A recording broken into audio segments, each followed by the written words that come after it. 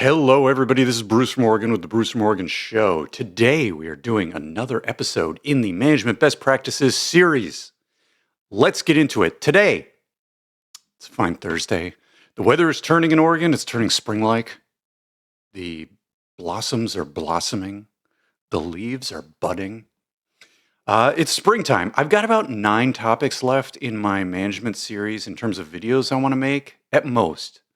And so I'm going to try to get those wrapped up and put on the channel so that I can get on to other projects that I want to spend time on. I've enjoyed doing the management series, and when I'm totally done, I'm thinking of perhaps collecting all my ideas and putting them into some sort of ebook form or something like that. If you're interested in that, let me know in the comments. Otherwise, let's get into today's topic. Today's guest cat is Captain Dingbat. Captain Dingbat has a beanie hat, sunglasses, and has a baby kitten with a little Casio keyboard. He's playing a little song. Making biscuits on the keys, as one does. So let's get into our topic today with Captain Dingbat. We're going to be talking about the difference between mentoring, coaching, and management. What are these three things? Why are they different? And why do they matter when you are a manager of, could be technical employees, could be non-technical employees? Doesn't really matter. It's going to be important either way. All three of these things are important. It's good to know what they are and to try to identify as you go about your day-to-day business when to do each of these type of tasks. Okay, so let's go. I actually want to go a little backwards. Let's just start with management because management is the most straightforward. Workplace management encompasses the strategies and processes used to manage and oversee daily operations, ensuring efficiency, productivity, and a positive work environment for employees. And I'm glad they mentioned a positive work environment for employees. I think that's really important. Maybe the most important thing in this sentence. And I think that gets overlooked a lot. And I'll have future topics on that in terms of positive work environment in the future. Now, they say key aspects of workplace management, coordination and organization. Yes. So when you have employees, you need to coordinate their activities so that multiple people aren't doing the same work. Some type of work isn't going undone. Managing schedules and ensuring tasks are completed efficiently. Yeah. So there's going to be some planning, scheduling, prioritizing. Let's see, some of the topics they talk about here, policy and procedure implementation. We've talked about the difference between policies and recommendations in the past. There's a video on that. Resource management, that's important, figuring out who does what job, making sure everybody has their own charter so charters don't overlap or that there's not work missing. Conflict resolution. People have conflicts between teams, between people within the team. Safety and well-being. Safety is very important, especially in like a operational job, like manufacturing or doing something physical in the workplace. Communication. Effective communication is vital for workplace management, both internally between employees and externally with clients and other stakeholders. Yeah, I would say the most important thing as a manager in my experience was really making sure I had the guaranteed time every week to talk to my direct reports, give them the time to tell me what they want to tell me, what's on their mind, their problems, their issues, their gaps, their achievements, all of these things. Performance management, whether that's on a monthly, quarterly, or annual basis, some type of performance management feedback so you can be on the same page with your employees about that. Team dynamics. A workplace manager should be adept at fostering a positive and collaborative team environment. Okay. Work-life balance. Right. We don't want to overwork our employees. I think working smarter, not harder, is really important. A lot of people will get into this culture of, I don't know what you want to call it, the culture of despair or something where people revel in, oh, I worked 60, 70 hours this week. Oh, I'm working so hard. Oh, woe is me. Like if you have to do that, something is wrong. Management has failed you. Work-life balance is very important. Your manager should be helping you work smarter, not harder. And if they aren't doing that, if they're like just, more hours without getting extra pay, I mean, it's no good. If you're in a job and it's like, "Oh, well, the job expectation is I'm a salaried employee, but I have to work 60, 70 hours a week." They're just ripping you off. It's fraud. Your employer's ripping you off. Understand this. Like, be very clear. Okay, technology integration. Yeah, I mean, figuring out new things, making sure your employees have the resources they need to get their job done right. If they need upgraded laptops, if they need more disk space, all these things. Management needs to make sure these things happen. If they need resources that cost money, management has to make sure those purchase orders go through, all that kind of thing. So management is really operational, but it's also very human interactional with your team, your direct reports, and the people your team work with. Okay, so that's management. Now we're going to compare this and contrast this with coaching and mentoring. This is the important part. Let's get into coaching. Coaching is interesting. Coaching is a process where individuals, often managers, help employees develop skills and improve performance by providing guidance, feedback, and support to achieve goals. Now, this sounds a little bit like, job management, but there's a subtle difference here, okay? What you're really doing in coaching is helping employees improve performance by providing guidance, okay? So typically coaching happens when there is a problem that an employee wants to solve that is not strictly a tactical problem, where it's just there's a simple solution. Just go here and get the answer. Coaching, in my experience, is more about talking to someone who may or may not even be your own employee in terms of trying to get them to look at a problem or a situation from a new perspective that you as the coach might have from your own experience, okay? So it says to equip employees with knowledge, tools, and opportunities necessary for them to be effective. So an employee may be stuck because they don't have the right mindset. They don't understand what context they need to go figure out, what they need to work on. Coaches help employees identify strengths, weaknesses, and areas for improvement, and then collaborate to develop plans to achieve goals. So this is a little different than management. Management may be, okay, our process has to get all this work done in 2 quarters. That's not really coaching.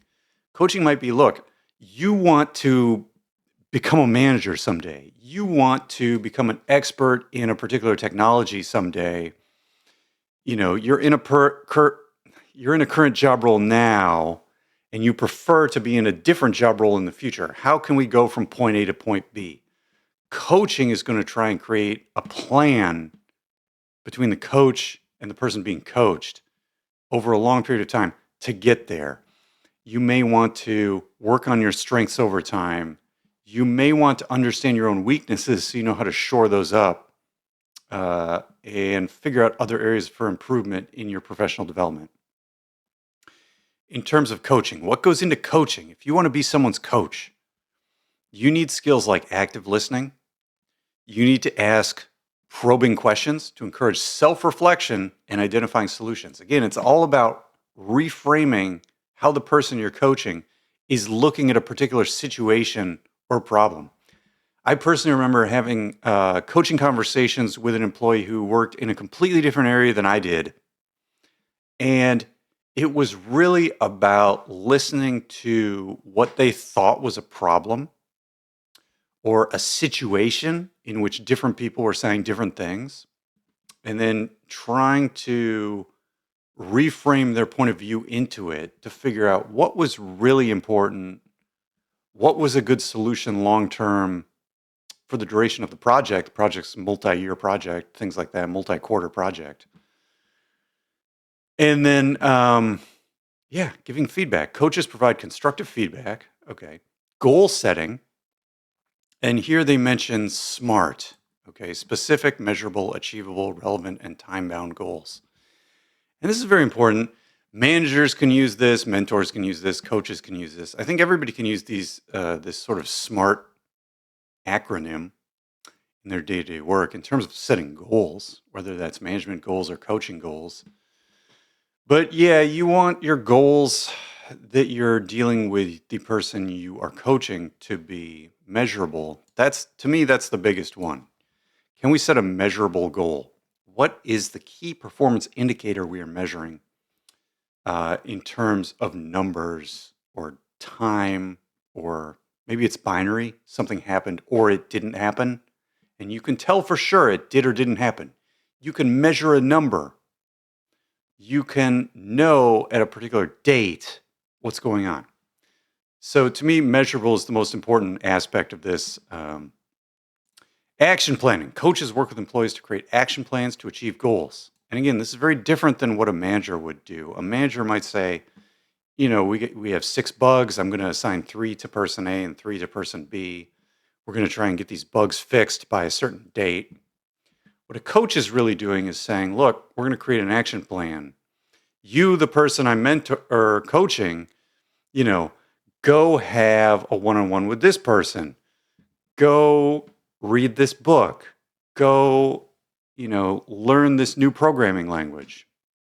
Coaches are going to be talking about action plans that are specific to the employee and maybe just tangential to the management tasks. Okay, accountability. Coaches hold employees accountable. Yeah, you can always meet and see how things are going over time, especially if you have a measurable objective over time. You can see, okay, we need to do 100 things. Have we done 20, 40, 60, 80, 100 over time? Are we making progress? You want some accountability there. Different types of coaching. Okay, performance coaching, improving job skills, right? Learning new programming languages, whatever that might be, learning a new skill. Career coaching, career goals. I'm an individual contributor now. I want to be a manager someday. This could be a career goal. Develop plans to achieve them. Management coaching, help managers improve their leadership skills and effectiveness. This is interesting. So, as a manager, I guess effectively all of my videos I'm making are management coaching. Um, so, there's that. Life coaching. Okay. Somebody may have personal issues and they may feel comfortable talking to you instead of their direct manager or somebody in their team, because it could be uncomfortable to go from talking about, the day-to-day work versus a personal issue in their life. So they may want to talk about those personal issues in their life with someone other than someone in their direct team. So you could be a coach when it comes to these type of personal issues. Okay. And then there's a bunch of benefits to coaching. So coaching is good. And I would say, in terms of the difference between management, coaching, and mentoring, I would say employees and people in the workplace need management and mentoring all the time. You need a manager or you need to be someone's manager 100% of the time. You always want to have good mentors and you always want to mentor other employees. Coaching, I think, is a little more situational, where if an employee has something they want coaching guidance on, something specific, then you can do that and create plans and then measure those plans. Coaching may not always be necessary all the time. I think that's a big difference. Okay, so that's coaching. Let's go on to mentoring. In the workplace, mentoring involves a more experienced colleague guiding a less experienced one, sharing knowledge and experience to support the mentee's development and career growth. Okay, so I think mentoring maybe is a little bit like a specific form of coaching, where coaching could be a little more general and a little more abstract. Mentoring is going to be very specific. They say mentoring is a learning partnership where a mentor, a more experienced employee, guides and supports a mentee. Exactly. So with coaching, I don't think the coach necessarily needs to be more experienced than the person they're coaching. They just need to bring a different perspective to it, and they need to bring a framework to it. So with management and coaching, you're bringing very specific frameworks to the problems you're trying to solve. Whereas mentoring, you definitely have different levels of experience between the mentor and the mentee. That's the fundamental attribute here of mentoring. The goal of mentoring is to help the mentee acquire skills, knowledge, and experience, ultimately leading to career advancement and increased job satisfaction. Right. So your manager is going to say, here's what the team needs to do. Here's what you need to do as an individual contributor. This is what a manager should be doing. That's management. Mentoring is more, hey, I've been through these type of jobs over the years. Maybe I did that for 10 years. Let me tell you what I thought was important, what you need to know about being successful in that job, the strategies, how to do the job, how to do the job better, what skills you need. So these things the mentee will learn. It will help them with their annual performance reviews potentially. With the mentor, it's good because you're learning how to impart this knowledge to other people without directly being a manager. A mentor doesn't have to be a manager. They could be a manager, but they don't have to be. So if you have a lot of job experience, but you aren't interested in being a manager, you can still be a mentor. And I think it's very critical that people with more experience and people that want to be considered leaders in a job role do mentoring. If you're not doing mentoring, it's a big red flag. Okay, because you want to share your knowledge and experience with the next generation, with the newer employees, people looking for lateral career growth, that kind of thing. For the organization, there can be improved employee retention, increased employee engagement, organizational culture, all this type of stuff. Exactly. They list 3 types of mentoring here: traditional one-on-one, distance mentoring. I mean, that's just one-on-one mentoring where you're not in person. Group mentoring. In my experience, I've participated in group mentoring as a mentor in a situation where they took 2 mentors and paired them with, 8 to 12 people seeking mentoring. I think it can be interesting because mentees can learn from other mentees' questions that they might not have asked themselves. Um, I thought it was good as long as there is a very specific framework of what's going to happen in this group mentoring session. And there's a bound on it, like, hey, we're going to have 3 or 4 sessions and then we're done. We're going to cover these specific topics or this type of job role specifically and put a boundary around what you're covering. Because otherwise, it can just feel like, what are we doing here? Is this just too open ended? I think if you focus group mentoring and bound it in terms of content and time, it can be successful. In general, I think the one on one, whether it's in person or on Zoom or something like that, is probably better. I prefer it. But the group mentoring can be interesting if you can contain it to something very specific. Okay. Stages of the mentoring relationship. And I think these stages kind of, they can apply to coaching as well. So this is kind of interesting. Rapport building. So you meet someone, you introduce yourself, you go through your background, setting direction, you figure out what you're going to do. Then there's progression where you meet weekly or whatever it might be, or monthly. Wind down when the task is over, or you feel like, hey, we've done this for a quarter or two. Maybe it's time to move on to different things. It's fine. Transition to new roles or opportunities. Yeah. And, a mentor, this sort of moving on, it doesn't mean you never talk to the person ever again. I've had mentors and I've mentored people where we talked for a quarter or two, or there was a job or a project. And when the project was done, that mentoring ended. But years later, you might have an ad hoc one on one with that person just to touch base again, keep in touch with them on LinkedIn, that kind of thing. This can be very good for networking. I'd recommend doing that. Okay. Tips for effective mentoring.